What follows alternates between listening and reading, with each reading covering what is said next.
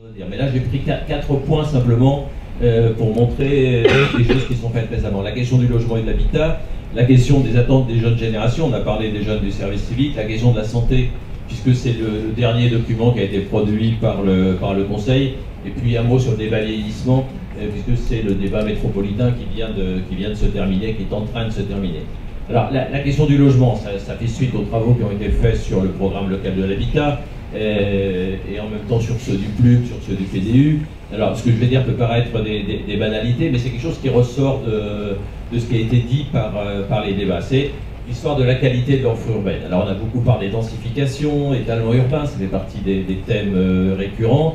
Mais on sait que dans une métropole qui prend 8000 habitants de plus par an, on sait bien qu'il faut construire pour les enfants, pour les petits-enfants, et que cette question de la densification, finalement, elle est peut-être moins importante que celle de l'offre urbaine. Ce qui est demandé par les habitants, c'est d'abord de la qualité, d'abord de l'intimité dans leur logement, pas forcément un jardin et de la surface, mais une qualité propre pour habiter. Il y a un certain nombre de réflexions qui, membres du conseil, disaient, mais c'est quand même curieux que les architectes en 2020 n'arrivent pas à construire des appartements correctement insonorisés aujourd'hui.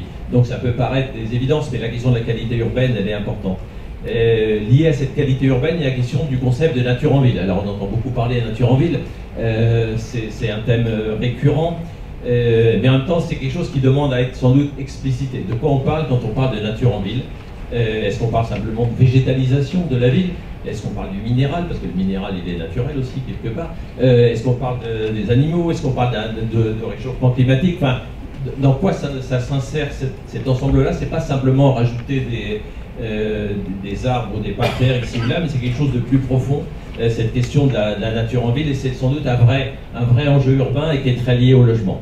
La question sociale aussi, on l'avait déjà évoqué dans les travaux anciens du Conseil, sur la question de l'urgence sociale, en demandant à la métropole d'avoir des objectifs peut-être plus chiffrés sur non seulement la réhabilitation des logements, mais aussi des logements pour l'urgence. Et tout ça a été mis en lumière encore de manière plus évidente avec la question des migrants ces derniers mois.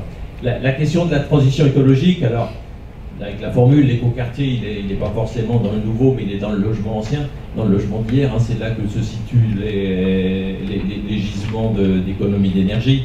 Je ne vais pas revenir là-dessus, ça a été dit et redit. La question de coordonner l'habitat peut-être à une échelle qui n'est pas simplement celle de la métropole, mais peut-être plus largement, qui peut être celle du pôle métropolitain, puisqu'il y a un certain nombre d'enjeux qui sont plus larges que la métropole. Beaucoup de gens qui habitent dans l'aire urbaine viennent travailler dans cette métropole.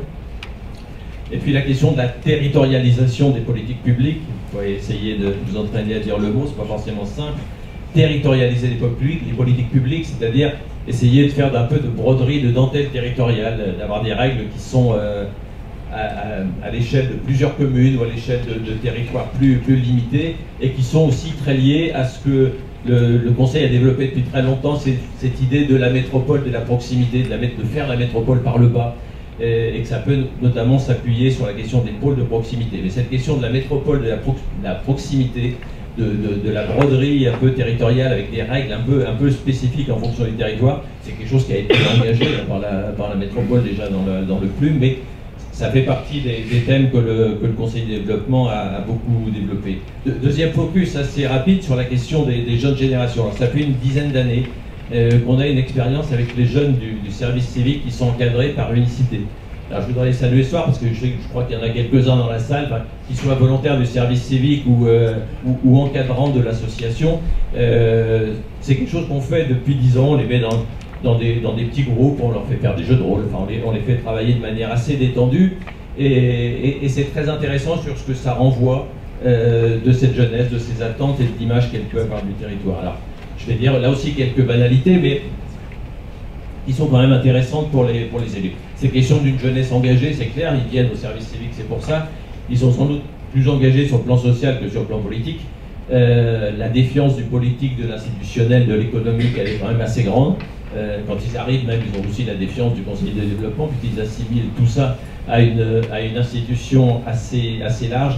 Et cette défiance, c'est quand même quelque chose qui doit être pris en compte dans les politiques publiques, avec un corollaire de ça, c'est qu'ils développent tous de manière assez intéressante la culture de l'autonomie. C'est-à-dire si on va se débrouiller, c'est entre nous, c'est dans nos réseaux, qu'ils soient locaux, qu'ils soient amicaux, qu'ils soient familiaux, on attendra forcément peut-être un peu moins d'institutions, mais davantage de systèmes qu'on va organiser nous-mêmes. Donc cette question de l'autonomie, elle est quand même très très importante chez ces jeunes-là. Puisqu'on leur explique quand même que les politiques publiques qui sont faites aujourd'hui, elles sont faites pour eux, hein, pour les 20 ans qui viennent. Moi, pour les 20 ans qui viennent, les politiques publiques sera plutôt celle des EHPAD, mais pour eux, ils seront effectivement dans le feu de l'action. Et puis, on les avait fait travailler l'année dernière sur la question de l'information, la jeunesse et de la jeunesse de l'image, des réseaux sociaux. C'est loin des médias traditionnels, hein, ils sont quand même plus bruts et combini que Le Monde ou Figaro, c'est assez net. Et ça dit des choses aussi sur l'information, et je ne vous raconte pas quand on les a questionnés sur la presse municipale, à part dire c'est ce qu'il y a chez ma grand-mère ou ce qu'il y a dans les toilettes, la perception est quand même assez limitée. Ça ne veut pas dire qu'ils ne sont pas informés, ça ne veut pas dire qu'ils ne sont pas attentifs à ça, ils le font sans doute sur d'autres moyens. Sur la préoccupation écologique, ça c'est ce qui traverse tous les groupes depuis des années, qui est une préoccupation écologique qui correspond à leur éducation, mais qui est très, très ancrée chez eux, qui est parfois même presque malthusienne, hein, puisqu'on a entendu cette année un certain nombre de jeunes nous disant ouais, parce que c'est beaucoup le coup de faire des enfants, la société qu'on leur prépare, etc. Enfin, il y a un côté en même temps un peu pessimiste sur cette question de écologie. Et puis il y a un besoin d'égalité qui est évident, et aussi un besoin de sécurité qu'on a aussi noté cette année, qui est apparu notamment chez les filles, qui a été assez prégnant cette année. Il y a une critique du système éducatif qui est assez évidente. Ils se sentent sans doute un peu mal orientés, un peu cassés par le système. Ils sont en général plus évolutionnaires que révolutionnaires. Ils n'ont pas forcément la mythologie du grand soir. Ils ont envie de choses qui changent, mais ils ne croient pas tôt au bouleversement. On les avait questionnés beaucoup sur les gilets jaunes cette année. On pourrait résumer ça, ils étaient plutôt nuit debout que gilets jaunes. En ce sens, c'est pas la même culture du débat, c'est pas la même culture de réaction par rapport à l'événement. Et puis enfin, je voudrais quand même dire que pour les élus de la métropole, c'est plutôt rassurant parce que depuis 10 ans qu'on les entend, il y a un plébiscite total pour la métropole. Alors je dis pas ça parce que vous êtes là, Madame la Présidente, ce soir.